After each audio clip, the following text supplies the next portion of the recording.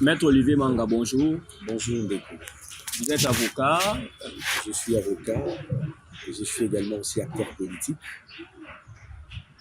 Vous êtes acteur politique dans quel parti politique? Je suis le secrétaire général adjoint du parti politique MTV, c'est-à-dire Mouvement Tshisekedi pour la victoire. Le parti cher à son excellence Moïse Kilolo. D'accord. Nous vous prenons par rapport, premièrement d'abord à votre casquette de juriste. Merci. Au regard de l'actualité, Constant Moutamba, ancien ministre de la Justice, les verdicts de son procès, c'était prévu aujourd'hui. Exactement. Ça a été reporté. Votre sentiment d'abord? En fait, nous ne sommes pas étonnés de voir ce qui s'est arrivé aujourd'hui. Nous avons dit depuis le début de ces procès que le procès Moutamba, c'est un procès historique. Et je l'avais même prédit il y a eu une semaine passée avec mes collègues avocats. Je leur avais dit, nous attendons le verdict pour l'affaire de Moutamba, lui opposant bien sûr avec le ministère public. Le 27. Retenez-en que ce verdict ne va pas se prononcer à la date prévue. Pourquoi? Parce que vous avez suivi bien sûr avec nous, vous êtes le personne qui suit les choses vraiment à la loupe. Depuis l'instruction du dossier au niveau du parquet jusqu'à la cour, la personne qui poursuit Moutamba n'est pas à mesure de définir et d'établir la culpabilité de Sir Moutamba. Vous savez, la justice, nous avons toujours l'habitude de dire la justice élève une nation. Lorsque vous imputez quelqu'un d'avoir détourné les deniers publics, vous, la personne qui acquise la charge de la preuve vous revient. Vous devez démontrer et prouver réellement qu'il y a eu détournement. C'est pourquoi nous sommes arrivés à un moment à la cour, le renseignant qui devrait venir au parquet, c'est que le ministère public ou le procureur général près la cour devait faire, n'a pas pu faire parce qu'ils ont accéléré la procédure concernant M. Moutamba. Nous ne sommes pas étonnés, nous sommes avocats.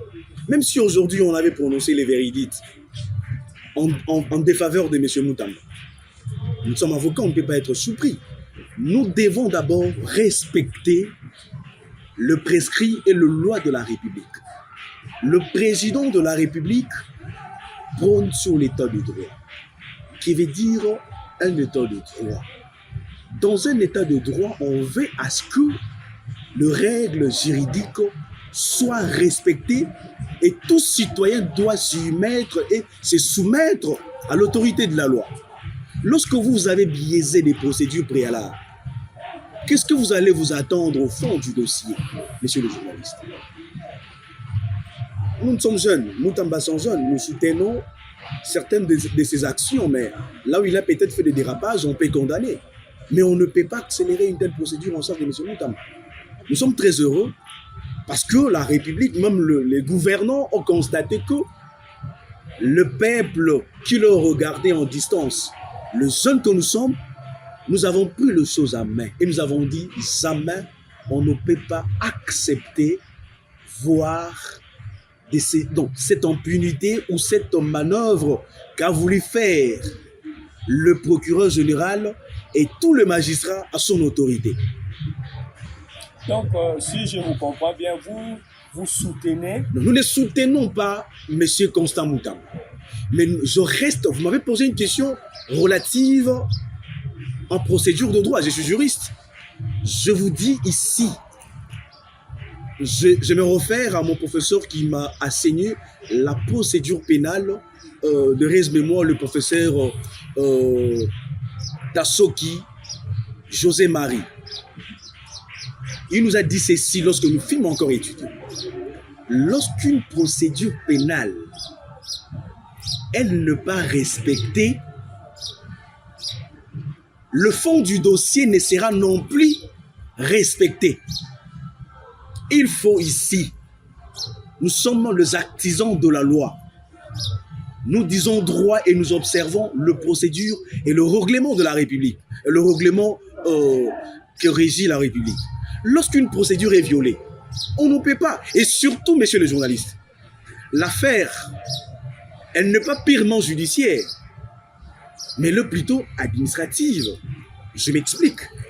Comment j'évoquais que l'affaire est purement administrative?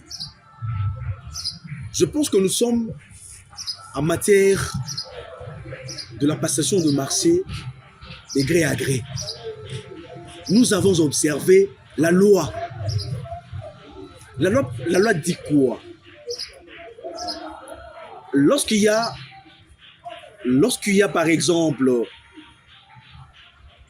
une vice de procédure, lorsqu'il y a une vice de procédure,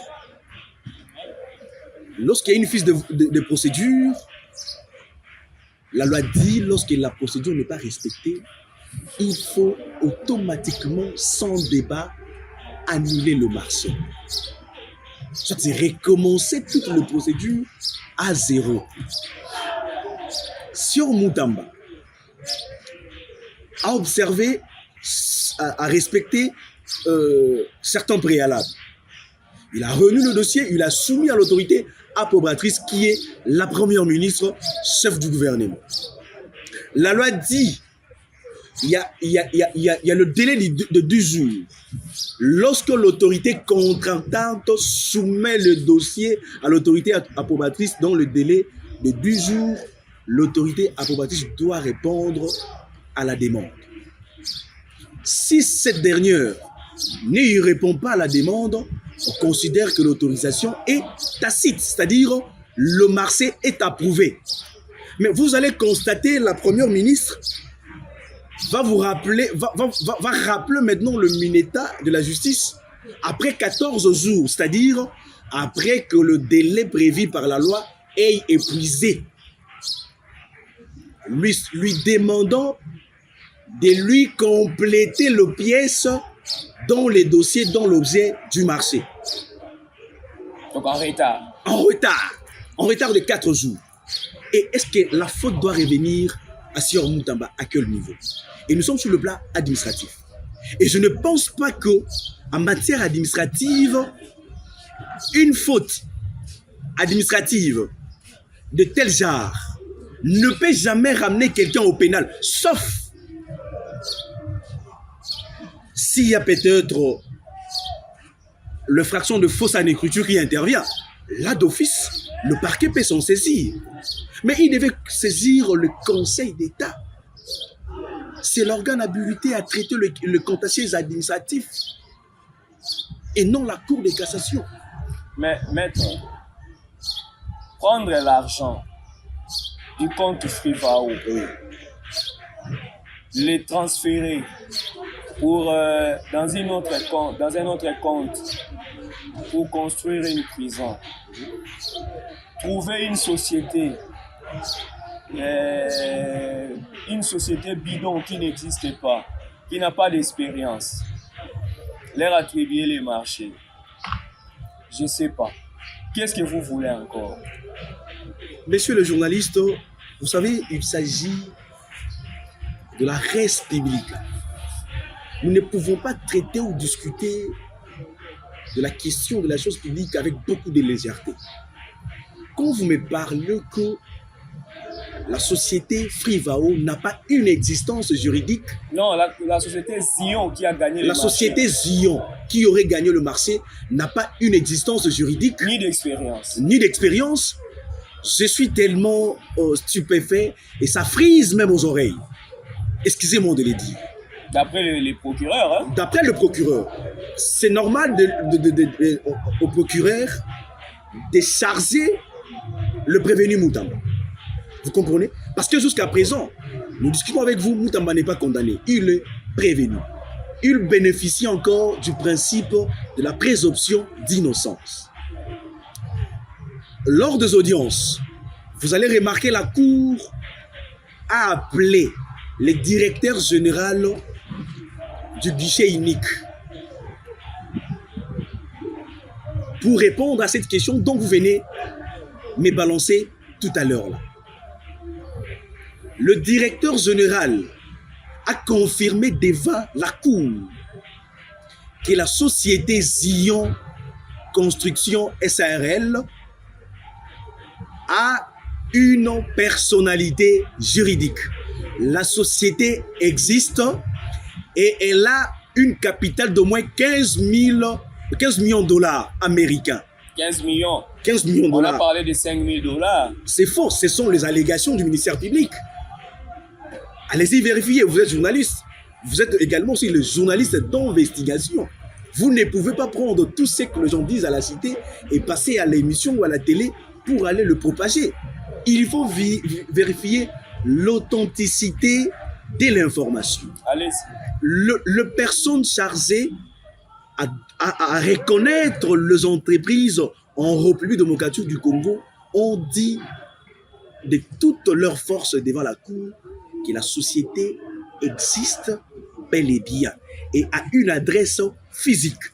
Si vous nous dites que non, la société n'a pas une adresse physique, les invitations que le procureur général près la Cour de cassation émettait, il le mettait sur l'adresse de quelle société?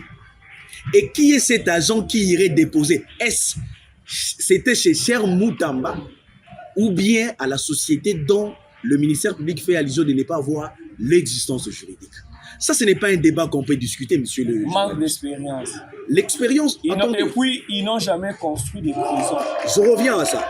Quand vous nous parlez que la société n'a pas d'expérience, je dois répondre avec beaucoup de réserve. Je reviens toujours au propos du DG du guichet unique. Cette question, je pense, lui a été posée par le président de la Cour. Le président de la Cour lui aurait dit « a construit ». Cela ne revient pas à nous de savoir sur son expérience.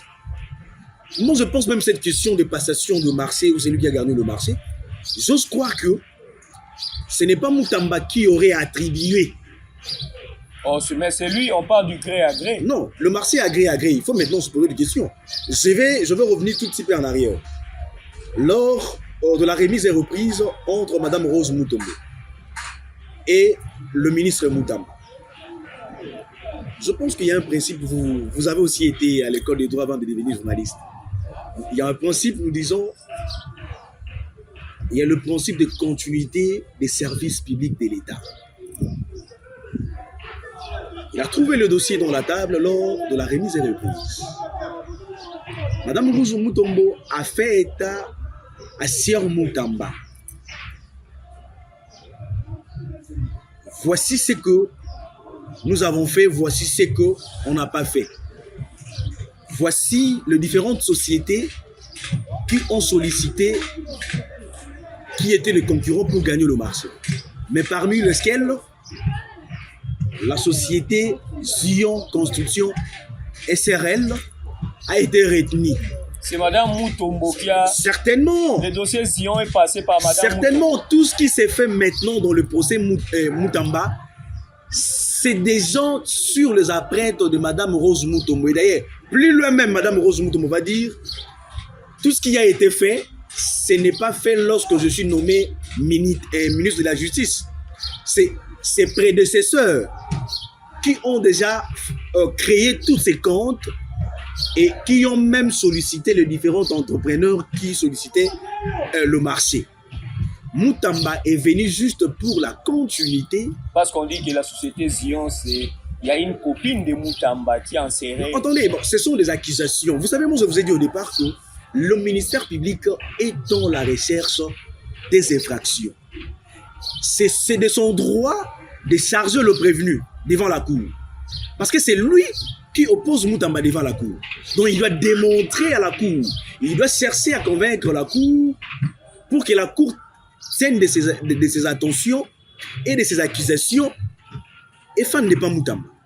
Mais ceux qui sont fans de Moutamba a utilisé aussi ses moyens de défense. Donc, mais il n'y a pas question de copine de Moutamba. Si la copine de Moutamba était sur place, il aurait dû être appelé à l'audience. Mais Pourquoi vous il n'a pas avez été aussi appelé? suivi le secrétaire général du ministère de la Justice qui a affirmé, autorité de son État, il était complètement écarté de ces dossiers. Il n'a jamais vu même les terrains, ni associé. Il y avait même la dame du marché public qui a dit qu'elle avait subi des pressions de Constant Moutamba. Attendez, messieurs les journalistes, vous savez, tout le monde ne peut pas vous aimer. Ce n'est pas une question d'amour, maître. S'il vous plaît. C'est une question de procédure. Certainement, ce n'est pas une question d'amour, mais c'est une question de procédure. Je pense que le secrétaire général du ministère de la Justice, pendant ces processus, avait une sanction disciplinaire. C'est normal pour lui de dire qu'il n'était ni de loin ni de près parce que on a émis une punition à son égard. C'est logique et normal de dire cela devant la cour. Mais au moins, il va affirmer quelque part, je connais et j'ai été informé du dossier. Nous devons être responsables. Nous devons vraiment être responsables de ce que nous disons. Il s'agit de la vie de Moutamba qui est en danger, toute sa carrière. Et la dame du marché public, la responsable de la direction du marché public. Cette dame, si elle a subi des pressions, mais elle devait dénoncer qui c'est lui-là qui le mettait de pression ou de menaces. Mais elle a dénoncé ça au parquet. Non, il n'a jamais dénoncé au parquet. Non, mais c'est repris dans les dossiers. Ce n'est pas repris dans... Il avait dit à la cour que seulement le jour de l'audition qu'il va dire que j'avais subi des pressions. Et à qui vous avez dénoncé ces pressions dont vous avez subi. Donc, maître, en définitive, hein, donc dans ces dossiers, il n'y a rien de pénal contre Moutamba. Je vous dis, donc, en tout cas, sur le plan de droit, Moutamba n'a pas une faute. Moutamba doit être libéré. Il doit être acquitté. Il doit être acquitté. Donc, vous confirmez que c'est un procès politique. Je confirme que c'est un procès politique politisé qui n'a rien à voir avec le droit. Donc, si je peux séparer la distance qui sépare le droit et le procès Moutamba en matière de droit et politique, je peux même comparer l'espace qui sépare la terre et le ciel. Ah bon? Et je vous dis, sur le plan de droit, Moutamba n'a aucune faute. Est-ce que vous savez que vous êtes aussi contredit par d'autres juristes qui, votre point de vue, on a suivi plusieurs juristes aussi, qui ont démontré clairement la responsabilité pénale de Constant Moutamba. Comment est-ce que vous affirmez le contraire? Monsieur le journaliste, vous savez, nous sommes juristes, nous sommes avocats. Chacun, nous avons tous appris le même droit. Vous comprenez? Le droit, c'est un grand océan dont nous en connaissons. D'autres confrères ou d'autres juristes qui réfléchissent sur la question, moi, je ne les condamne pas. Nous sommes d'abord dans un état de droit. Chacun peut émettre son avis de la manière dont il comprend la procédure ou le dossier Moutamba. Vous comprenez? Alors ici, moi, à ma petite connaissance de droit et mon expérience, je peux partager, tout comme je ne peux pas partager le même point de vue sur le plan de droit, sur le plan juridique avec d'autres confrères. Moi, j'ai mes raisons et les éléments dont a été brandis dans la procédure, dans le dossier, ça m'a poussé à réfléchir et à établir, à chercher la part de la responsabilité pénale des sieurs Moutamba. Je n'ai vu nulle part, en matière de droit ou en pénal, sa responsabilité. C'est pourquoi vous allez même constater le ministère public, je pense à la 4e ou 5e audience, à la 4e audience, il poursuivait Moutamba pour détournement dans son réquisitoire. Ce qui a été signifié, c'est le détournement. Mais quelque part, lorsque les avocats et le preuve qui a été brandi à la cour a directement supprimé le réquisitoire du ministère public dont il lui reprochait du détournement à Sior Moutamba. Il cherche maintenant à s'attacher dans les tensions frauduleuses. Parce qu'en droit, si... Et d'ailleurs, messieurs, une précision. Nous sommes en droit pénal. Le droit pénal, c'est le droit des preuves. La preuve est libre. Lorsqu'il y a l'absence de preuve à la personne qui accuse, le doute profite au prévenu. Mais démontrer qu'il a détourné. Ils n'arrivent pas à les démontrer. Le ministère public n'arrive pas à détourner, à démontrer que Sir Moutamba a bel et bien détourné. Mais si tel est le cas, maître... Et le 900 millions de dollars dont on est en train de poursuivre Sir Moutamba, c'est logé dans un compte à banque. Et le compte à banque qui n'a pas été créé forcément par M. Moutamba. Un compte courant. Un compte courant, bien sûr, mais ce compte a été bloqué. Hein? C'est compte courant. Vous allez voir, l'expert de la CNRF a répondu à cette question. Il est possible de créer un autre compte autre que le compte initialement prévu par le ministère de la Justice pour que les fonds soient gardés, mais sous une seule condition, laquelle? Que les individus n'aient pas l'accessibilité dans ces comptes.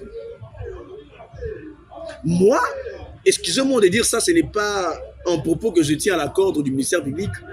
Le ministère public a été trop précoce dans la procédure. Il a prouvé en quelque sorte une immaturité dans la procédure. Donc il a bâclé. Il a bâclé, voilà.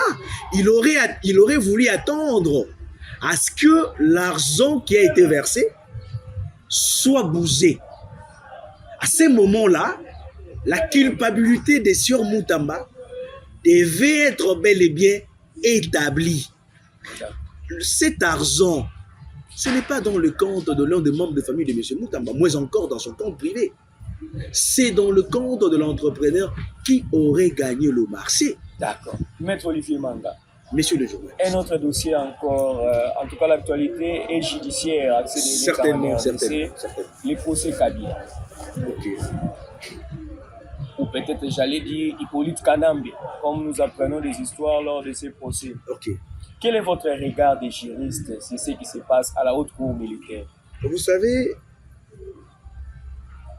je fais foi et j'ai la confiance en notre justice. L'actualité, elle est certainement juridique.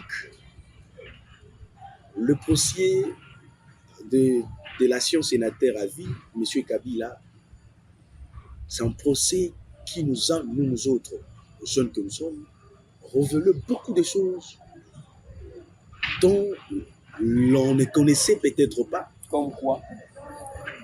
Par exemple, sur son identité, sa vraie identité. Et le crime qui a été révélé devant la haute cour militaire par le ministère public. Mais vous le savez, le ministère public reproche à l'ancien sénateur. Ah, ici vous soutenez les ministères. Non, attendez, non, je ne soutiens pas. Vous m'avez posé une question. Oui, attendez, je vais répondre par rapport à vos questions. Allez. Le ministère public a saisi la haute cour militaire pour l'infraction de haute trahison reprochée à M. Kabila. C'est différent avec celui des Moutamba. Je pense que le réquisitoire du ministère public près la haute cour militaire est tellement muscleux, je dis. Tellement muscleux, il a démontré, il a prouvé à la cour relativement à l'affaire lui concernant avec Sier Kabila. Je ne suis pas contre M. Kabila, parce que je suis juriste, je l'ai dit au départ. Je connais, dans notre arsenal juridique congolais, il y a certaines lois qui ont été promulguées sans conscience par les autorités. C'est grave, mec. Je vous dis, laissons-vous révéler. Dans les années antérieures, sous Mobutu, est-ce que vous connaissez, monsieur le journaliste, à une époque, on avait signé une loi octroyant à toute personne qui se trouvait sur l'étendue du sol congolais la nationalité congolaise. Est-ce que vous le savez? Oui, c'est les années 60, non? Vers les années 60. Et 70. La loi dit... Même dans l'actuelle constitution. Non, même dans l'actuelle constitution. Vous comprenez? Même dans l'actuelle constitution. Donc, si vous êtes français, belge, rwandais, burundais, vous êtes au Congo peut-être pour une mission de service ou faire le commerce, mais au moment où cette loi a été promulguée, cette loi vous donne le pouvoir, vous donne cette nationalité congolaise automatiquement. Il y a même de ce qu'on appelle en droit les apatrides. Les apatridis. Les personnes qui n'ont pas de nationalité, mais le fait pour eux de se retrouver sur le sol congolais, par présomption de cette loi, ils en bénéficient la nationalité congolaise. Mais en quoi est-ce que ça intéresse Joseph Kabila? Je vais arriver. Et ça, c'est un désordre. C'est un désordre. C'est pourquoi vous allez remarquer, nous avons été infiltrés non seulement sous Kabila, même sous Mobutu, sous Kassavou, même sous Kabila le père. Nous avons été infiltrés dans des pays sérieux. On ne blague pas avec la matière de la nationalité. C'est très sacré. Vous ne pouvez pas vous réveiller d'un bon matin, vous prenez les ordonnances, vous promulguez des lois, octroyez à n'importe qui la nationalité congolaise.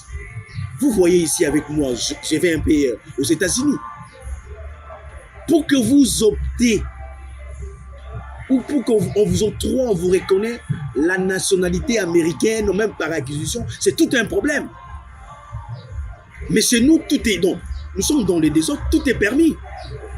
Revenons sur le procès. Vous comprenez, bon, je vais revenir dans le procès. J'ai ouvert cette brèche, c'est pour vous démontrer que M. Kabila a certainement certains faits infractionnels que la haute cour lui reproche, notamment l'infraction de la haute trahison. C'est une infraction punie par le code pénal militaire. Qu'est-ce qu'il a fait même, attendez, concrètement pour... je vais vous faire révéler quelque chose et puis nous évoluons. L'Alliance Fleuve Congo, le partenaire principal de cette organisation rebelle est bel et bien le sénateur à vie, Sir Kabila. Qui jusqu'aujourd'hui a demandé des preuves qu'on n'aura jamais apportées. Il y a des preuves, moi je vais vous démontrer, j'ai l'une de preuves. Laquelle? Parce que la loi dit ceci. Tous les anciens présidents de la République ont droit au statut de sénateur à vie. Et en aucun cas, ces derniers ne peuvent s'associer à un mouvement rebelle après qu'ils exercent leurs fonctions. Vous m'avez posé une question, qu'est-ce qui prouve qu'il est le patron de l'Alliance? L'acte qui démontre qu'il est... Je vais revenir. J'aime le droit pénal parce que c'est le droit des preuves. Lorsqu'il a été amputé par le chef de l'État, d'abord lui-même il a dit, en Belgique, parce que la personne la mieux informée de toutes les situations de la République, c'est le chef de l'État. Les citoyens le mieux informés. Il va dire, le patron de l'Alliance Fleuve Congo et M23, c'est Joseph Kabila. Je pense, un mois ou 15 jours après comme ça, Sir Kabila, là où il était, il va maintenant tenir un discours où il affirme en disant que si c'est moi, il a répondu à des volets à cette question, si c'est moi qui était le patron, qui suis le patron de ces mouvements de rebelles, la lyre ou l'ampleur que cette affaire ou que ce mouvement de rebelles allait avoir, ça ne devait pas être la lyre dont nous appréhendons actuellement. Et d'une part, il va encore se contredire lui-même. Il va dire, l'Alliance Fleuve Congo, c'est l'aspiration du peuple congolais. D'abord, le premier élément que j'ai établi, c'est qu'il montre qu'il y a un attachement, il y a une collaboration entre le sénateur à vie, M. Joseph Kabila, avec ce partenaire, ses acolytes, Corneille Nangaa et les autres. Et quelques mois plus tard, il va annoncer son porte-parole le plus proche. Vous regardez, tous ses proches se retrouvent dans ces mouvements rebelles.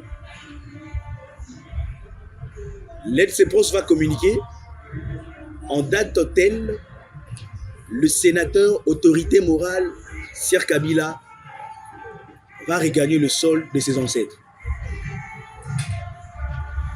Et vous avez été informé, vous êtes journaliste de l'investigation. Il a piétiné le sol congolais du côté de l'Est. Et il a tenté très loin même. Monsieur le journaliste, c'est très dangereux. La seule personne qui peut négocier question de la sécurité et de la paix du peuple congolais, c'est seulement le président de la République. Lui, M. Kabila, va négocier avec l'Alliance Fleuve Congo et le M23 en quelle qualité? Qui va organiser les consultations? En quelle qualité? Il n'est plus président de la République. Et la loi lui interdit de s'approcher à certains mouvements. Mais il se permet quand même d'aller négocier avec eux. Et c'est par quelle voie M. Kabila est rentré au pays du côté de l'Est? Par la voie du Rwanda.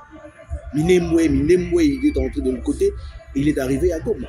Mais alors que nous avons affaire avec, bien sûr, le Rwanda, à conflit aujourd'hui. Les gens qui nous tuent, qui tuent nos mamans, qui tuent nos sœurs. Il y a même une partie de notre pays, les enfants n'étudient pas, ils ont perdu leurs parents, on les a privés de tous leurs droits, qui est consacré dans la Constitution. Mais maître, si tel est le cas, beaucoup reviennent sur un aspect disant que le pouvoir de Kinshasa s'est contredit. Vous dites que Kabila, c'est lui le vrai patron du M23, l'AFC. Vous êtes en négociation avec l'AFC M23, c'est-à-dire avec Joseph Kabila. Vous signez comment on appelait ça, un protocole d'accord, quelque chose qu'on venait de signer, disant que à Kalmi, on commence les négociations. Messieurs les journalistes. Maintenant, vous lancez un procès, n'est-ce pas contradictoire? Attendez. On négocie avec l'Alliance Fleuve Congo, ou Kabila. On négocie de quoi? Est-ce qu'on peut négocier? Vous êtes au courant qu'il y a les assises de Doha? Certainement, je suis au courant des assises de Doha. Voilà. Attention, nous devons faire les choses en droit international. On dit la souveraineté de l'État n'est pas négociable. Les assises de Doha, j'ai entendu, j'ai lu quelques informations où on est entré, bien sûr le camp de l'Alliance Fleuve Congo demande aux assises de leur céder les deux provinces. Pendant 8 ans. Pendant 8 ans. Pour que ces derniers puissent gérer. Mais ça, même si on n'a pas étudié, même si on ne réfléchit pas, ça c'est une bêtise qu'on ne peut pas accepter. Bon, c'est en quelque sorte, c'est leur point de vue. C'est leur point de vue. Mais ce point de vue, on ne peut pas négocier la souveraineté de l'État. Ça, c'est vendre l'État. Ça d'ailleurs, quelque part, c'est la balkanisation d'ailleurs. À long terme.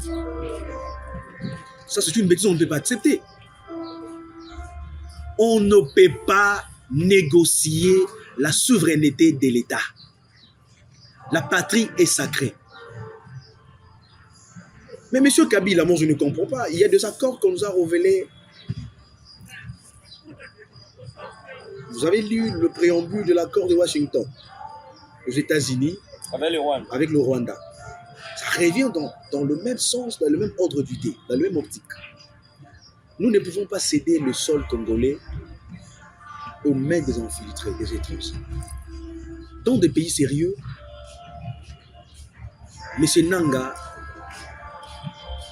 et bien sûr avec son équipe, qui partent en négociation en Doha, ne devait plus revenir au Congo. Mais maître, un État sérieux a une armée forte qui défend sa souveraineté. Certainement. Bon, je vais vous Lorsque dire... vous avez failli sur le terrain, il faut cesser avec l'arrogance. Messieurs les journalistes, si vous étiez fort, messieurs les journalistes, nous ne sommes pas dans le contexte d'arrogance. Oui, parce que vous dites qu'il faut arrêter. Il y a ceci. Il y a toujours deux voies à suivre en politique. Nous avons le côté la diplomatie, et de l'autre côté, on peut déclarer la guerre officielle. Nous sommes un peuple qui ne veulent pas verser du sang, qui ne veulent pas la guerre. Voilà pourquoi nous avons accepté le caprice de l'autre camp de pouvoir négocier pour que nous trouvions une solution. Mais nous ne négocions pas sur la souveraineté de l'État. Nous devons savoir, ils veulent quoi? Vous avez géré pendant 18 ans. On ne vous a pas dérangé. Vous voulez négocier sur quelle question? Non, mais soyons réalistes. Même quand ils partent, moi je me pose des questions. Lorsque je suis à la maison, ils négocient de quoi? Est-ce qu'on peut négocier de la source de l'État comme ça, avec légèreté? Mais que faire alors? Mais Si vous n'êtes pas d'accord avec les négociations. Je pense que nous avons répondu à cette question. D'ailleurs, le président a répondu, il a dit on ne négocie pas la souveraineté de l'État. Pas question, on ne va rien céder. Mais on négocie quoi alors? S'ils ne veulent pas, nous allons leur pourchasser, même par la voie des guerres. Nous sommes prêts. Il n'y a pas de problème. Maître, revenons un peu sur le procès Kabila. Beaucoup disent Nanga a été poursuivi avec les siens, condamné. Certainement. Joseph Kabila le sera aussi. Oui. Mais comment faire pour exécuter ces jugements? Parce que Nanga, jusqu'à aujourd'hui, se balade partout. Vous savez, vous voyez que ce sont des procès cosmétiques. Très bien. C'est une question que je dois vous répondre, bien sûr, avec une réponse très douce. Ça sert à quoi tous ces procès? Vous savez, même nous autres, nous sommes juristes. La loi dit un jugement prononcé par défaut doit être signifié en personne. Voilà. Vous comprenez? Ça se fera quand?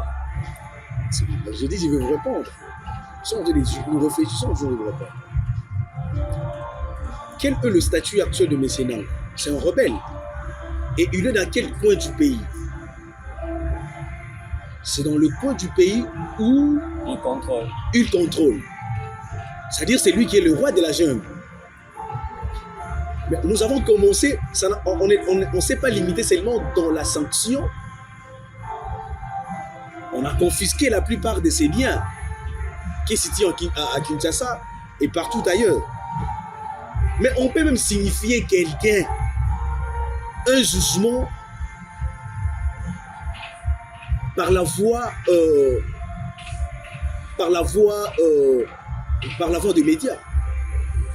On peut lire. Ça existe aussi. Ça existe. Attends, je vais arriver pour soulever cette question.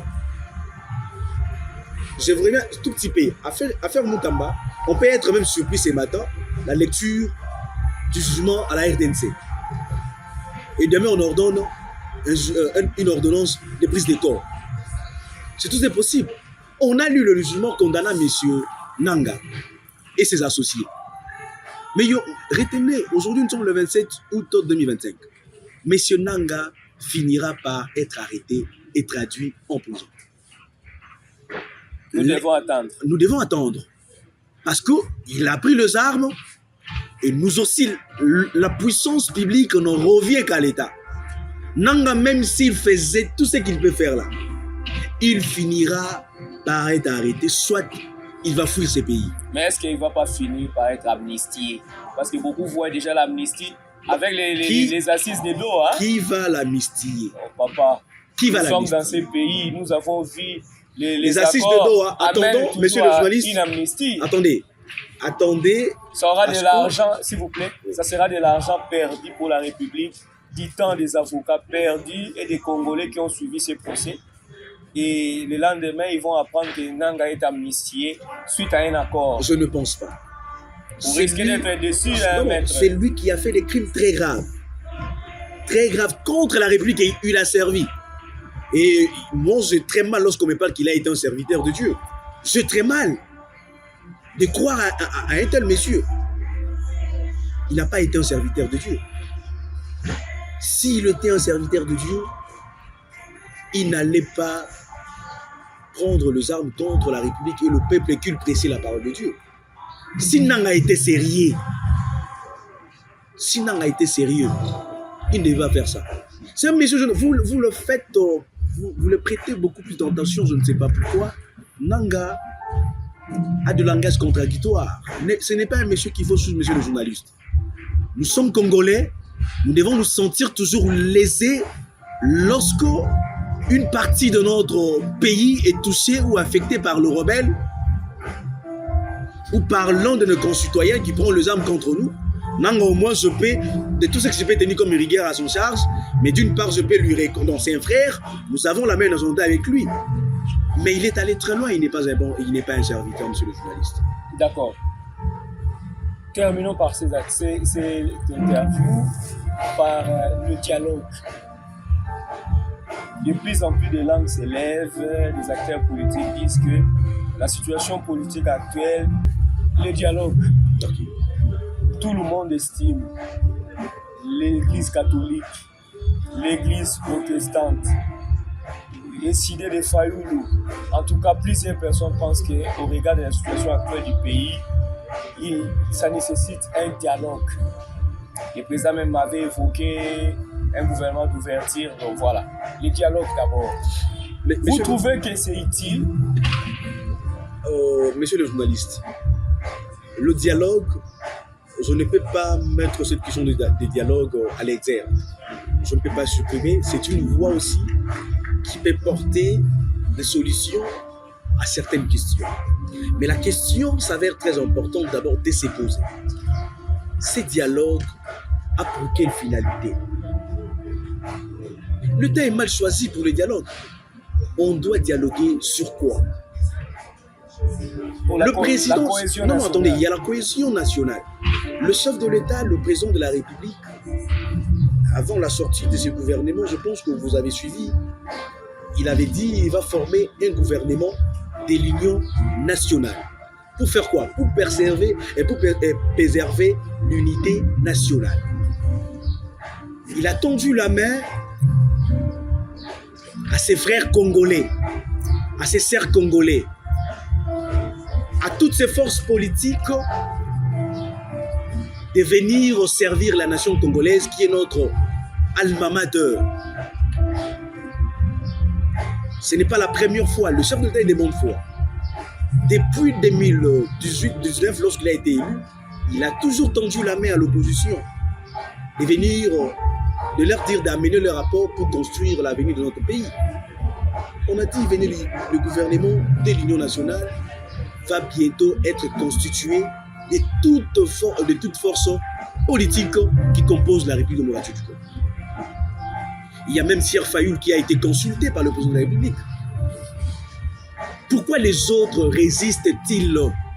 Mais Fayoul lui-même a dit qu'il a demandé au président de demander aux évêques de consulter les gens, de faire un dialogue. Voilà pourquoi il n'a même pas voulu participer au nouveau gouvernement. Vous avez suivi? Donc, si, au moment venu, je pense que on discutera sur le dialogue. Mais maintenant, nous devons d'abord mettre nos divergences à côté, se réunir derrière le chef de l'État pour sauvegarder les dangers que je suis en train de voir venir, pour bannir tout ce que nous avons fait comme effort pour l'avancement de notre pays. Parce que tout ça, ça va nous faire reculer. Maître Olivier Manga, Monsieur le journaliste, votre mot de la fin. Je n'ai pas une phrase assez longue à vous dire cet après-midi. Je m'aimerais juste passer un message à tous les acteurs politiques de notre pays, à tous les jeunes vieux et mamans. Tozali na mboka mosusu te. Tozali obeleka na Congo. Soki lelo Congo ezali te ngana yo toza na place mosusu tokokende te. Totika koyinana. Totombola mboka na biso ekende liboso. To soutenir les bonnes actions ya gouvernement en place. Ou eza ya mabe toko décrier. Toza biso na biso tokoki kobomana te. Je ne saurais finir cette émission sans pour autant rendre un hommage à Messier Constant Moutamba, l'espoir de la jeunesse congolaise, la patrie ou la mort. Nous savons très bien que nous avons confiance en notre justice. Nous allons gagner et Moutamba sera acquitté. C'est ce que je vais vous dire en la dernière position, monsieur le journaliste. Merci beaucoup. Je vous en prie, monsieur le journaliste.